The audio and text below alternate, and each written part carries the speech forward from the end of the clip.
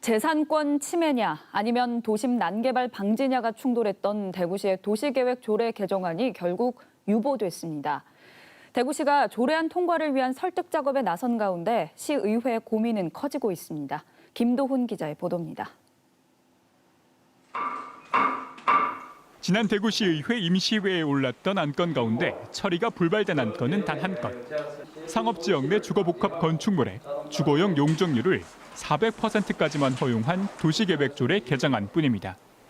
대구시는 조례안 내용이 알려진 이후 주거복합 건축물의 건축 심의 신청이 늘어나는 등 시민들의 관심이 큰 만큼 빠른 조례 개정이 필요하다는 입장입니다. 특히 상업지역 내 주거용적률 400%는 낮은 수준이 아니라는 점을 중점적으로 설득할 계획입니다.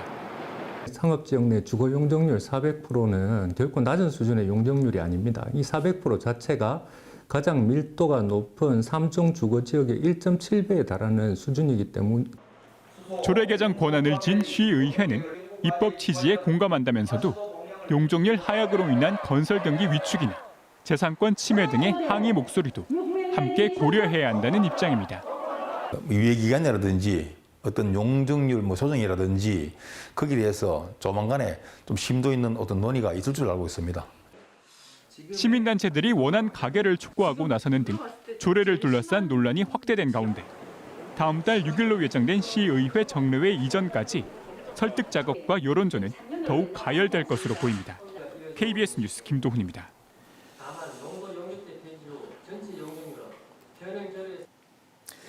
네, 앞서 리포트에서 보신 것처럼 용적률 하향 내용을 담은 대구시의 조례 개정안이 유보된 뒤에도 논란은 계속 이어지고 있습니다. 네, 찬반 입장 모두 각자의 명분을 가지고 있다 보니 의견 대립이 팽팽한데요.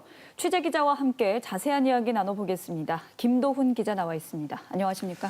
어서 오십시오. 여러 차례 보도가 됐습니다만 개정 조례안에 담긴 내용이 무엇인지, 특히 어떤 부분이 논란이 되고 있는지 설명해 주실까요? 네, 대구광역시 도시계획조례 개정안의 핵심은 상업지역 내에 짓는 오피스텔 같은 주거 복합 건축물의 주거용 용적률을 400%로 하향 조정하는 겁니다. 현행 제도는 주거용과 비주거용의 비율에 따라서 용적률을 다르게 적용하는 이른바 용도 용적제를 적용하고 있는데요. 상업지역 같은 경우에 주거용 비율에 따라서 용적률이 600%에서 1300%까지 다르게 적용돼 왔습니다. 만약 주거용 비율이 90%라면 통상 600%의 용적률을 적용받았는데요. 이 용도 용적제를 폐지하고 주거용 용도의 용적률을 400%로 일괄 정리한 게 이번 조례안의 핵심입니다. 아시다시피 용적률 숫자가 크다는 건 그만큼 건물을 높게 지을 수 있다는 뜻인데 아주 단순하게 생각해서 대지 면적이나 건폐율 같은 다른 조건들이 다 똑같다고 가정을 하고 용적률이 기존 600%로 이제 주거용층을 30층까지 지을 수 있는 땅이 있다고 가정을 했을 때 용적률이 조정돼 400%까지로 하향되면 이 땅에서 주거용을 3분의 2 수준인 20층까지만 지을 수 있게 되는 겁니다. 네, 통상 시의회에 오른 안건들은 사전 조율을 거치기 때문에 그대로 통과되지 않습니까? 그런데 이번에 유보가 됐다는 건 그만큼 반대의 의미가 컸다는 뜻일 텐데요. 반대 이유가 뭔가요? 예, 말씀드린 대로 주거용 용적률이 내려가면서 이익이 큰 주거용의 층수가 줄어들게 되는데요. 따라서 재개발이나 재건축 개발 이익이 줄어들 가능성이 크다는 우려가 제기되고 있습니다. 특히 이제 상업지역이 적용 대상인데 전체 면적의 44%가 상업지역으로 묶여 있는 중구 같은 경우에는 주민들의 반발이 가장 큽니다. 지난주 있었던 집회의 모습을 보면서 계속 말씀을 드리겠습니다. 지역의 재개발, 재건축 사업 우선과 도심 공동화를 가속화하는 조례 개정을 즉시 중단할 것을 촉구한다. 지난주 열린 중구 지역 주민들의 반대 집회 모습인데요. 이들은 용적률이 하향되면 개발 기대 이익이 줄어들고 결국 각종 재개발이나 재건축 사업이 무산될 가능성이 높다고 주장하고 있습니다. 즉 지주나 주민들의 재산권이 심각하게 침해될 수 있다는 입장입니다. 또 건설업계에서도 반대 목소리가 나오고 있는데요. 재건축 재개발 사업이 무산되면 건설 경기가 위축될 수 있다는 지적입니다. 안 그래도 올해 코로나19 때문에 각종 경제 지표가 안 좋게 나오고 있는 상황에서 건설 경기마저 위축이 되면 침체된 지역 경기의 상황이 더 길어질 수 있다는 우려를 하고 있는 겁니다. 네, 반대 입장 정리해 주셨는데요. 어찌 보면 이런 반발은 예상된 것 아닙니까? 그런데도 대구시가 굳이 조례를 개정하겠다는 이유는 무엇인가요? 예, 대구시의 입장은 도심 난개발을 막겠다는 확고한 입장입니다. 그래서 조례안을 이번에 꼭 고쳐야 한다는 입장인데요. 대구시 관계자의 말을 직접 들어보시겠습니다. 일조, 조망, 교통 등 다양한 사회적 갈등이 유발되고 있습니다. 그리고 이로 인해서 장기적으로 미래 세대와 공유해야 될 소중한 자산인 도시 공간에 대한 훼손이 벌어지고 있는 상황입니다. 예, 실제로 최근에 대구시청 주변이나 구도심을 가보셨다면은 오피스텔 공사가 한창이라는 것을 알 수 있으실 텐데요. 그런데 지역 경기가 그렇게 좋지 않은 탓에 상가 분양이 잘 되지 않고 또 수익도 낮게 나오고 있습니다.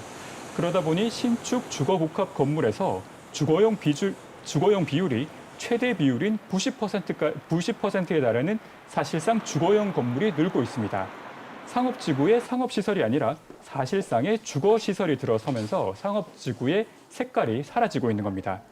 더 큰 문제는 주택 공급이 수요를 초과할 정도로 대폭 늘어나고 있다는 건데요. 실제 대구시가 파악한 지역의 분양 현황을 보면은 2018년에 2만 5천여 가구, 지난해에는 2만 8천여 가구고 올해는 3만 가구를 넘길 것으로 예측되고 있습니다. 근데 반면 한 해 적정 수요가 1만 5천 가구 정도인데 때문에 2, 3년 후면은 완공 후 미분양, 즉 악성 미분양이 우려될 정도로 공급 물량이 많다고 보고 있습니다. 또 일조권 침해나 도로, 교통 불편, 공사장 소음 같은 각종 민원도 1,200건 이상 발생을 했는데 중구는 상업지구에 맞춰서 도시 개발이 이루어져 왔습니다. 때문에 주상복합이 늘고 인구가 늘어나게 되면 교통이라든지 학교라든지 각종 다양한 도시 문제가 발생할 수밖에 없는 구조입니다. 그래서 대구시가 조례를 개정해야 한다고 하는 중요한 이유 가운데 하나가 그런 바뀐 인구 구조라든 이런 부분들도 고려를 하고 있기 때문에 대구시는 조례를 고쳐야 한다는 입장입니다. 네. 찬성과 반대의 두 입장 모두 잘 알겠습니다. 이렇게 논의가 본격화된 이상 결론을 지어야 될 텐데 어떻게 전망하십니까? 예, 개정안이 유보 처리가 된 이상 대구시에서는 새로운 수정안을 만들어서 시의회에 제출할 수밖에 없습니다.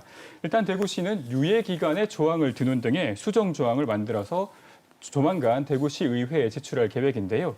시의회는 용적률이나 유예 기간 같은 다양한 변수에 대해서 열어놓고 토론하겠다는 입장입니다. 직접 들어보시겠습니다. 용적률은 지금 뭐 서로 첨예한 문제라 가지고 대화가 서로 잘 안 되고 유예 기간에 지금 어떤 초점이 좀 많이 맞춰져 있다고 봅니다. 그리고 이제 전통시장 문제라든지 좀 그 특수한 상황에서 그런 경우를 좀 이제 고민을 해야 하지 않냐 그렇게 생각을 하고 있습니다. 예, 대구시는 조례안 내용이 알려진 이상 빨리 처리를 해야 한다는 입장이고요. 시의회도 공감을 하고 있습니다.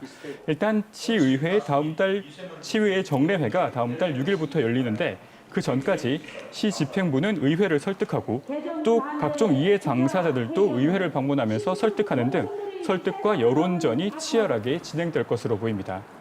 또 이왕 도시계획 조례가 공론화된 만큼 이번 기회에 전체적인 도시계획의 틀을 재점검하는 건 어떠냐는 지적도 나오고 있습니다. 예를 들어서 중구에 상업지역이 많다는 게 이번 논란을 부른 핵심 원인 중에 하나인데요. 도시가 변하면서 중구의 상업 기능이 많이 사라졌습니다.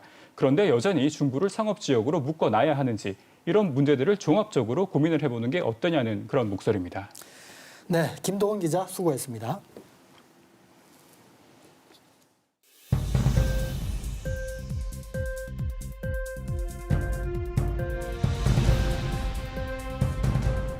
여러분과 함께하는 KBS 뉴스 소중한 제보로 채워주십시오. 저희가 끝까지 파헤치겠습니다.